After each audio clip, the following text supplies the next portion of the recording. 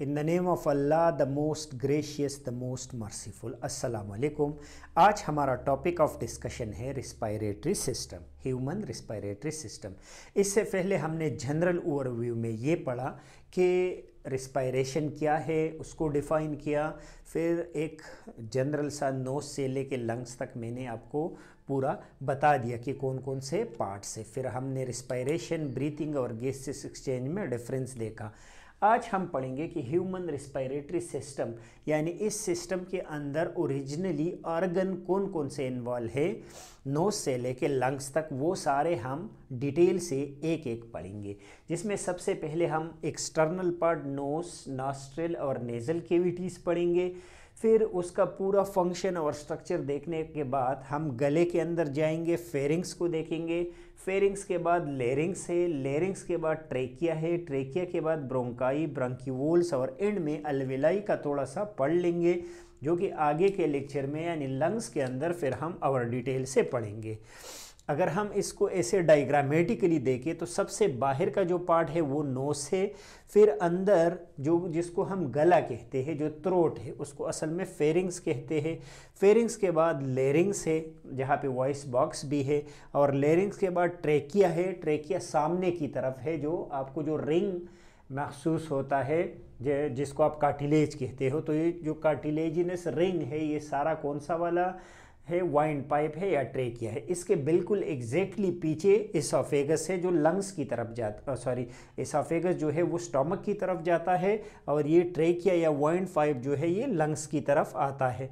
Trachea के बाद ऐसे दो छोटे छोटे पार्ट है जिसको ब्रोंकाई या एक को हम ब्रोंकस कहते हैं। ये जो ब्रोंकाई है ये फिर आगे डिवाइड और सब डिवाइड होता है, और इतना छोटा पार्ट फिर बन जाता है कि इसका डायमीटर 1 मिलीमीटर हो जाता है। और इससे फिर क्या बनता है, इससे बाद में ब्रोंक्यूल्स बनता है, और ब्रोंक्यूल्स के एंड पे जो डक्ट है उसके साथ क्या अटैच है, ऐसे जो अंगूर के गुच्छे की तरह छोटे छोटे एयर सेक्स है, उसी को अल्वेलाई कहते हैं, और जहाँ पे ओरिजिनली गैसियस एक्सचेंज होता है। फिर इसके साथ कुछ एसोसिएटेड ऑर्गन है जो कि हमने पिछले लेक्चर में भी पढ़ा कि इसके साथ डायफ्राम लगा है। एब्डामिन कैविटी को डायफ्राम ने अलग किया है। और फिर ऊपर से जो ये आपको ब्लू नज़र आते हैं, ये आपके पास रिब केजेस है। तो ऊपर रिब केज है, नीचे डायफ्राम है, और इसके ऊपर जो ये पूरा कैविटी है ये थोरेसिक कैविटी है, जहाँ पे ये लंग्स जो पड़े हैं। आइए अब एक एक को पढ़ते हैं। सबसे बाहर का पार्ट जो है ओवरऑल अगर आप देखें जो बाहर नज़र आता है, ये क्या है, ये नोस है। अब इस नोस के अंदर ये जो सुराख है इसको नॉस्ट्रिल कहते हैं, और फिर अंदर जो खाली जगह है, जो कैविटी है अंदर, उसका नाम है नेज़ल कैविटी। तो दो है तो नेज़ल कैविटीज हो गए। तो नोज, नॉस्ट्रिल और नेज़ल कैविटी को हमने ऐसे पढ़ा कि ये ओनली विजिबल पार्ट जो है बाहर का, ये कौन सा है, ये नोस है। अब इसके कौन कौन से कंपोनेंट है या ये नोज़ किस चीज़ से बना है, तो सबसे पहले नोज़ में बोन है, नोज़ के अंदर बोन है, नोज़ के अंदर कार्टिलेज है, मसल है, फैटी टिश्यू है, फैट से बने टिश्यू, सीलिया है, अंदर छोटे छोटे हेयर लाइक स्ट्रक्चर है, जो बहुत छोटे हैं वो सीलिया है, और बड़े हेयर्स है, और म्यूकस मेम्ब्रेन है। अब इन सब का जो अलग अलग काम है, इसको हम overall function of the nose कह सकते हैं। तो ये सब चीज़ें नोज के अंदर क्या करते हैं, क्लीन द एयर, ये हवा को साफ करते हैं। जैसे बड़ा सा डस्ट पार्टिकल आया तो वो कहाँ पे ट्रैप होगा, वो आपके हेयर्स में ट्रैप होगा, जो अंदर नोज के अंदर हेयर्स है वहाँ ट्रैप होगा। ऐसे ये फिर मॉइस्ट द एयर, हवा में नमी ये पैदा करता है, क्योंकि इसके अंदर म्यूकस है जिसमें वाटर भी है, और ये हवा में ड्राई एयर से हमें बचाता है। जो ड्राई एयर आगे जाके एयर सेक के लिए ख़तरा है, तो ये मॉइस्ट करा देता है। और तीसरा काम इसका वार्म द एयर, ये हवा को वार्म करता है, गर्म कर देता है। और एंड में स्मेलिंग भी इसका एक फंक्शन है नोज़ का, जिसके अंदर अल्फैक्टरी बल्स पे अल्फैक्टरी प्रॉपर्टी है जो अल्फेक्शन कराता है, जो आपके स्मेलिंग का, स्मेल को ये सेंस करता है। लेकिन चूंकि हम रिस्पायरेटरी सिस्टम पढ़ रहे हैं तो लिहाजा ये जो तीन काम है ये रिस्पायरेटरी से रिलेटेड है, कि हवा को इसने क्लीन किया, मॉइस्ट किया और वार्म किया। तो ये तीन काम नोज़ ने किए। अब नोज से रिलेटेड एक कंडीशन है जो बड़ा कॉमन है, एपिस्टेक्सिस। एपिस्टेक्सिस से हमारा मतलब है bleeding, nose bleed, that is sudden discharge of blood. अगर नोज़ से सडनली ब्लड का निकलना हो तो हम उसको नोज़ ब्लीड या एपिस्टेक्सिस कहते हैं। एपिस्टेक्सिस के बहुत सारे रीज़न हैं, जैसे कोई इंजरी हुआ नज़ले के दौरान, जैसे आपने टिश्यू पेपर वगैरह से आपने नाक को ज़ख्मी किया, या फिर कोई कंडीशन है डिज़ीज़ का, जैसे फॉर एग्ज़ाम्पल हाइपरटेंशन में हो जाता है, या फिर ऐसे आपने ब्लड थिनर यूज़ किया हो जिसने ब्लड को थिन किया हो और वो यहाँ से निकल रहा हो, तो एपिस्टेक्सिस इंडिकेशन है कुछ बीमारियों के या कुछ कंडीशन के। जब ड्राई ईयर हो जाता है तो ये भी बड़ा कॉमन होता है फिर उन दिनों में। तो नोज़ के बाद हम फेरिंग्स पढ़ेंगे। फेरिंग्स बिल्कुल थ्रोट को कहते हैं, ये जो थ्रोट का एरिया है ये फेरिंग्स है।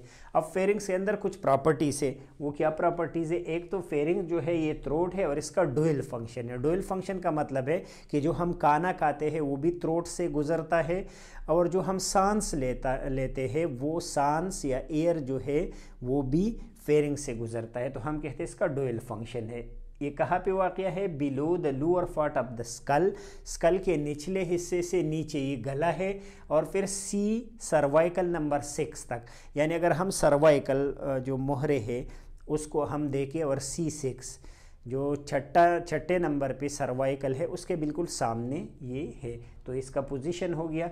इसके 3 पार्ट्स है, एक नेज़ोफेरिंग से जो ऊपर नोस की तरफ है, दूसरा ओरोफेरिंग से जो मुंह की तरफ है, और तीसरा लेरिंगोफेरिंग से जो लेरिंग्स की तरफ है, जहाँ के बाद फिर क्या स्टार्ट होगा? लंग्स का या एयरवे के बाकी पार्ट्स होंगे। और फेरिंग्स के ओरोफेरिंग्स के दूसरे साइड पे फिर क्या होगा? आपका डाइजेस्टिव सिस्टम का पार्ट इसोफेगस फिर आगे स्टार्ट होगा, और नेज़ोफेरिंग्स ऊपर नेज़ल केविटी है। तो जो पार्ट नोज़ के साथ है उसका नाम नेज़ोफेरिंग्स हुआ, हम सांस लेते हैं यहाँ से। ओरोफेरिंग्स जो मुंह से आगे फिर है, मुंह के साथ जो लगा हुआ पार्ट है जहाँ से खुराक अंदर जाता है, और लेरिंगोफेरिंग जहाँ से हवा अंदर जाती है लेरिंग्स के साथ, और जो लेरिंग्स के साथ अटैच है वो लेरिंगोफेरिंग्स पार्ट है। तो ये लेरिंग्स के बारे में हमने फेरिंग्स के बारे में हमने पढ़ा। फिर इसका काम अगर आपसे कोई पूछे कि फेरिंग्स का क्या काम था, तो 2 काम थे। इसका डुअल नेचर था, एक एयर पैसेज वे है, एक फूड पैसेज वे है, 2 काम इसके हो गए। फिर इससे नेक्स्ट लेरिंग्स है। लेरिंग्स अभी हवा के नाली की तरफ या वाइंड पाइप की तरफ हम जा रहे हैं, तो नीचे यहाँ आके सबसे जो पहला पार्ट स्टार्ट होगा वो लेरिंग्स होगा। लेरिंग्स बिल्कुल ट्रेकिया के ऊपर होगा, on the upper surface of trachea. Trachea के ऊपर लेरिंग्स है, इसके अंदर कार्टिलेज प्लेट्स है, प्लस इसके अंदर मसल है, यानी इन चीज़ों से ये बना हुआ है। फिर इसके अंदर आपने लेरिंग्स के अंदर जिक्र करना है वोकल कॉर्ड्स का। ये जो वोकल कॉर्ड है ये असल में ये ऐसे 2 म्यूकस के क्या है? बैंड्स है, 2 तार है, और जहाँ से जब हवा गुज़रता है तो ये एक ख़ास किस्म का वाइब्रेशन प्रोड्यूस करता है जो हमारे वॉइस को प्रोड्यूस करता है। इस वोकल कॉर्ड के अबव पार्ट को जो अभी तक हमने पढ़ा, इसको हम अपर रिस्पायरेटरी ट्रैक कहेंगे, और इसका जो बिलो पार्ट है उसको लोअर रिस्पायरेटरी ट्रैक हम फिर कहेंगे। अच्छा, फिर ग्लाटिस और एपिग्लॉटिस का ये कंसेप्ट है कि जैसे ही हम लेरिंग्स की तरफ अंदर जाते हैं तो जो ओपनिंग है इसकी तरफ, दूसरा तो इसके पीछे तो इसोफेगस होगा, आगे जो फेरिंग्स कहाँ पे खुलता है? लेरिंग्स में। तो जो ऊपर की केविटी है, जो ओपनिंग है, वो क्या है? वो ग्लाटिस है। ये केविटी ग्लाटिस है, इसको ऐसे केविटी कंसिडर करो, और इस केविटी के ऊपर जो लेड है, जो ढकना है, उसका नाम एपिग्लॉटिस है। अब ये ग्लाटिस क्या करता है? बड़ा इंपॉर्टेंट काम करता है। ये जब हमने डाइजेशन में भी पढ़ा था, और जब आपको ये पढ़ाएंगे कि चोकिंग कैसे होता है तो उसमें और क्लियर हो जाएगा।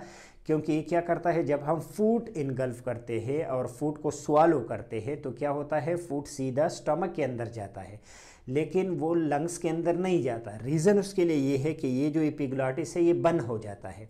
जब ग्लाटिस को क्लोज करता है तो हवा अंदर नहीं जाता रिस्पायरेटरी सिस्टम में, न फूड अंदर जाता है। तो फूड किस तरफ जाएगा? फिर स्टमक की तरफ। और जब ये खुल जाता है तो फिर एयर जो है वो लंग्स के अंदर चला जाता है। तो ग्लाटिस और एपिग्लॉटिस का ये कंसेप्ट था। और इसका फंक्शन अगर लेरिंग्स का कोई पूछे तो आपने सीधा सीधा उसको बताना है कि एक ब्रीथिंग इसका फंक्शन है, और दूसरा स्पीकिंग, वॉइस प्रोडक्शन, क्योंकि इसके अंदर वोकल कॉर्ड है तो हम जो वॉइस प्रोड्यूस करते हैं वो भी इसके लिए एक काम है। लेरिंग्स का। फिर लेरिंग्स के अंदर आप एडम एपल आपने सुना होगा। एडम एपल एक लफ्ज़ है जिसका मानी है bulge in the front of neck due to thyroid cartilage. ये जो थायराइड कार्टिलेज है इसकी वजह से कुछ लोगों में, जैसे मेरा कम है, कुछ लोगों में ये बहुत ज़्यादा होता है ये जगह, और इसको एडम एपल कहते हैं। मेन में ये ज़्यादा होते हैं as compare to female. Female में ये कम होता है और मेल में ये ज़्यादा होता है। ये कम एडम एपल आ जाता है, कुछ लोगों में बहुत बड़ा हो जाता है प्यूबर्टी में। जैसे ही वो प्यूबर्टी तक पहुंच जाते हैं यानी बालिग हो जाते हैं तो ये एडम एपल निकल आता है। एडम एपल और कुछ नहीं है, ये जो थायराइड कार्टिलेज है इसका साइज़ बढ़ जाता है और आपको ऐसे ये बाहर की तरफ बल्जिंग नज़र आता है। एक गॉइटर होता है वो अलग चीज़ है, वो ग्लैंड की वजह से है। ये जो कार्टिलेज है ये बड़ा हो जाता है और आपको यहाँ ये जो नज़र आता है ये कार्टिलेज, ये क्या है? ये एडम एपल है। फिर यहाँ पे एक कंडीशन होता है चोकिंग। चोकिंग का ये मतलब है कि जब आप खाना खाते हो और बातें भी करते हो और कभी कभी आपका ये सिस्टम कंफ्यूज हो जाता है, जो खुराक है वो इसोफेगस की जगह आगे की तरफ जो आपका ये एयरवे है इसके अंदर आ जाता है और एयरवे को ब्लॉक करता है, तो आपकी सांस जो है वो बंद हो जाती है और इस कंडीशन को आप चोकिंग कहते हैं। चोकिंग एक इमरजेंसी है जिसके लिए आपने फ़ौरन इलाज देना होता है फर्स्ट एड की सूरत में, और उस फर्स्ट एड का नाम है हेमलिक मैनेवर। हेमलिक मैनेवर मैं आपको डिटेल से पढ़ाऊंगा और डाइजेशन वाले चैप्टर में हमने पढ़ा भी है हेमलिक मैनेवर में कि हम पेशेंट के साथ क्या टेक्निक्स करेंगे और कैसे उसको आगे खड़ा करके ज़ोर से ये मैनेवर करके इसका जो फॉरेन बॉडी है इसको निकालते हैं। नेक्स्ट किसी लेक्चर में ये मैं आपको डिटेल से अलग से बताऊंगा भी। यहाँ पे आप सिर्फ इतना याद रखो कि हेमलिक मैनेवर हम किस लिए करते हैं, ताकि जो फॉरेन बॉडी एयरवे में है वो ये निकल जाए। तो इस कंडीशन को चोकिंग कहते हैं और ये लाइफ थ्रेटनिंग कंडीशन है जिससे मौत वाक़या हो सकती है। फिर आपने आगे ट्रेकिया पढ़ना है कि ये जो लेरिंग्स है, लेरिंग्स के बाद जो पार्ट स्टार्ट होता है ये ट्रेकिया है, जहाँ पे आपको सी शेप्ड कार्टिलेज नज़र आता है। तो ट्रेकिया की लेंथ जो है वो 10 to 12 सेंटीमीटर है। वाइंड पाइप कितना है? 10 से 12 सेंटीमीटर। और इसकी जो चौड़ाई है वो 2 to 2.5 सेंटीमीटर है। 16 to 20 इसमें सी शेप्ड कार्टिलेज रिंग है। कार्टिलेज रिंग इसमें इसलिए होता है ताकि ये कोलैप्स ना हो। ये चूंकि एयरवे है और अगर ये कोलैप्स हो गया तो सांस बंद हो जाएगी, तो कुदरत ने इसके अंदर कार्टिलेज का रिंग रखा है। अब ये रिंग कंप्लीट क्यों नहीं है या ये रिंग आधा क्यों है, सी शेप क्यों है? ये इसलिए कि जैसे ये आगे सी शेप कार्टिलेज है और ये वाइंड पाइप है, तो इसके बिल्कुल पीछे इसोफेगस है जो सॉफ्ट है, जो स्मूथ मसल से बना है, उसके अंदर खाना गुजरता है। तो अगर ये कार्टिलेज कंप्लीट होता तो वो खाना या इसोफेगस इसके साथ बार बार रगड़ था और आपका इसोफेगस ख़राब होता। तो कुदरत ने क्या किया, इसको आधा छोड़ दिया, यानी सी शेप रिंग को आधा छोड़ दिया और इसके अंदर मसल रखा। ये सिर्फ मसल है, तो अब ये मसल के साथ टकराता है, इसमें हार्ड कार्टिलेज नहीं है, तो फ्रिक्शन से ये इसोफेगस को बचाता है। ये हो गया आपका ट्रेकिया। फिर ट्रेकिया के बाद ब्रोंकाई है। इधर देखो, ये जो ट्रेकिया है ये सीधा इस वाले में और एक इसमें, यानी एक राइट में और एक लेफ्ट ब्रोंकाई में डिवाइड होता है। इन दोनों के फ़र्क के बारे में पूछा जाता है कि जो राइट ब्रोंकाई है जो कि राइट लंग्स के अंदर जाता है, एक तो इसका जो लेंथ है वो कम है, डायमीटर ज़्यादा है और ये स्ट्रेट है, सीधा है। ये ऐसा सीधा है कि अगर कोई कुछ खाए, बच्चा कुछ खाए और वो इधर लंग्स में आ जाए, गलती से लंग्स में आ जाए और आप उसको एक्सरे में देखते हो तो वो सीधा राइट लंग में होगा, क्योंकि राइट लंग ऐसे सीधा है। लेफ़्ट वाला लंग जो है वो थोड़ा सा नैरो है, लेंथ में ज़्यादा है, लेंथ में इसलिए ज़्यादा है कि ये थोड़ा अवे जाता है। अब ऐसा क्यों है? ऐसा इसलिए है कि आपका जो हार्ट है वो एसिमेट्रिक है। ये जो हार्ट है, यहाँ पे हार्ट पड़ा है, एसिमेट्रिक है। एसिमेट्रिक का मतलब है कि थोड़ा सा लेफ़्ट साइड पे है, जिसकी वजह से क्या होता है, आपका जो लंग्स है वो एक साइड पे हो जाता है, छोटा होता है वो वाला लंग्स, और वो जो ब्रोंकाई है वो भी डायमीटर में स्मॉल होता है। फिर इस ट्रेकिया ब्रोंकाई के बाद ब्रोंकीवोल से, अब ये जो ट्रेकिया है ये आगे डिवाइड और सब डिवाइड होता है, यानी ये ट्रेकिया अंदर डिवाइड और सब डिवाइड होता है लंग्स के अंदर, और जब इसकी डायमीटर 1 मिलीमीटर या इससे बिलो हो जाए तो उसको फिर हम क्या कहते हैं, उसको ब्रांक्यूल्स कहते हैं। अब ब्रांक्यूल्स के अंदर कार्टिलेज नहीं होता, जबकि यहाँ पे शोरों में सी शेप कार्टिलेज होता है, और जैसे हम इसमें दूर की तरफ आते हैं, लंग्स की तरफ आते हैं, तो ये कार्टिलेज प्लेट्स शेप हो जाता है, यानी ऐसे टुकड़े होते हैं फिर कार्टिलेज के, और जो रिंग है जैसे ऊपर ट्रेकिया में था वो रिंग आहिस्ता आहिस्ता ख़त्म होता है, और आपके पास एक फिर ऐसे टुकड़े होते हैं कार्टिलेज के। और कार्टिलेज के टुकड़े क्यों हैं, ताकि ये कोलैप्स होने से बचाए और इसकी स्ट्रेंथ ज़्यादा हो, लेकिन ये फिर आगे ब्रांक्यूल्स में नहीं होते। तो ब्रांक्यूल्स 1 मिलीमीटर और लेस होता है, नो कार्टिलेज इसके अंदर है। इसके अंदर जो एपिथेलियम है वो सिलिएटेड एपिथेलियम है, इसके अंदर स्मूथ मसल से ये बना है, और जब ये स्मूथ मसल से बना है तो ये कभी कभी जो एयर है उसके डिस्ट्रीब्यूशन को कंट्रोल करता है, यानी ये ब्रोंकोडाइलेशन या जो ब्रोंकोडाइलेटर ड्रग हम पढ़ते हैं वो यहाँ पे क्या करता है, ब्रोंक्यूल्स को डायलेट करता है और कम करता है, तो ये एयर डिस्ट्रीब्यूशन को भी कंट्रोल करता है। और एंड में जो आपके पास छोटे छोटे सेक्स है, एयर सेक्स है, जो कि ग्रेप्स की शक्ल में गुच्छे की तरह होता है, तो उस टीनी ईयर सेक्स जो है वो किस चीज़ से बने हैं, स्क्वेमस एपिथेलियम से बने हैं, एपिथेलियम का नाम है ये, और ये फ्लैट शेप के एपिथेलियम होते हैं। 0.1 माइक्रोमीटर इसकी थिकनेस होती है, ओनली 1 सेल थिक होता है, सिर्फ एक सेल से बना होता है, क्योंकि यहाँ पे एक्सचेंज होगा, gaseous exchange, carbon dioxide blood से आएगा तो इस अल्वेलाई के अंदर जाएगा, और जो बाहर से ऑक्सीजन आया है वो अल्वेलाई के थ्रू हमारे ब्लड में शामिल होगा। दोनों लंग्स के अंदर 700 मिलियन अल्वेलाई है, बहुत ज़्यादा है। अगर हम इसको ऐसे एक टेबल की शक्ल में या शीट की शक्ल में बनाए तो 70 to 90 मीटर स्क्वायर इसका सरफेस एरिया बन जाएगा, तो बहुत ज़्यादा सरफेस एरिया है। इसके अंदर एक केमिकल डिटर्जेंट की तरह एक केमिकल है जो रिलीज होता है, उसका नाम क्या है, सरफेक्टेंट। सरफेक्टेंट सरफेस टेंशन को भी कम करता है, यहाँ पे जरासीम को भी मारता है, एंटीसेप्टिक है, तो बड़े काम की चीज़ें। सरफेक्टेंट जिसमें ना हो फिर सांस लेने में उसको बहुत बड़ा मसला होता है, उसका अल्वेलाई जो है वो सरफेस टेंशन की वजह से कोलैप्स हो जाते हैं, तो कोलैप्स से बचाने के लिए कुदरत ने इसके अंदर सरफेक्टेंट्स बनाया हुआ है। आज हमने ह्यूमन रेस्पिरेटरी सिस्टम पढ़ा, जिसके अंदर हमने क्लियरली आपको कुछ पार्ट्स बता दिए। सबसे एक्सटर्नल नोज था, नोज के नॉस्ट्रिल भी है और अंदर नेज़ल कैविटीज़ भी है, और इसके 3 काम थे। इसने हवा को क्लीन किया, मॉइस्ट किया, और clean the air, moist the air और warm the air, body temperature तक इसने इसको वार्म किया। फिर एपिस्टेक्सिस जो है वो नोज़ ब्लीडिंग को कहते हैं, कि नोज़ से जब ब्लीडिंग स्टार्ट होती है तो एपिस्टेक्सिस है। फिर हमने फेरिंग्स पढ़ा, फेरिंग्स क्या था, इसके डुअल नेचर था, जो एयर पैसेज वे का काम भी करता है और फूड पैसेज वे का। लेरिंग्स आगे फिर है, वो वॉइस प्रोडक्शन का काम भी करता है, क्योंकि वहाँ पे वोकल कार्ड है, और वो वोकल कार्ड डेस्टिनेशन है। उससे ऊपर का जो पार्ट है वो अपर रेस्पिरेटरी है, और लोअर पार्ट जो है वो लोअर रेस्पिरेटरी सिस्टम में है। उसके अंदर हमने ग्लाटिस, जो केविटी है अंदर, वो ग्लाटिस पढ़ा। फिर उसके ऊपर लिड्स था, जो कि फूड के दौरान बंद होता था, वो एपिग्लाटिस था। फिर हमने एडम एप्पल की बात की, जो कि ये एडम एप्पल किस में था, ये मेल में ज़्यादा प्रोमिनेंट होता है, और ये कार्टिलेज का बल्ज आउट होना है आगे की तरफ। फिर चोकिंग हमने इसमें पढ़ा कि अगर फूड एयरवे में चला जाए और उसको ब्लॉक करे तो उसको हम चोकिंग कहते हैं, जो कि लाइफ थ्रेटनिंग कंडीशन है, और उसमें हम क्या करेंगे, इमरजेंसी सिचुएशन में फर्स्ट एड देंगे, और जो मिनीवर हम उसके लिए करेंगे, जो तरीक़ा करेंगे, उसको कहते हैं हेमलिक मिनीवर। फिर ट्रेकिया की लेंथ हमने बात की कि जो वॉइंट पाइप है 10 to 12 सेंटीमीटर है, और 2 सेंटीमीटर इसकी वेट है। 16 to 20 सी शेप कार्टिलेज उसमें है, और सी शेप क्यों है ये मैंने आपको एक्सप्लेन किया।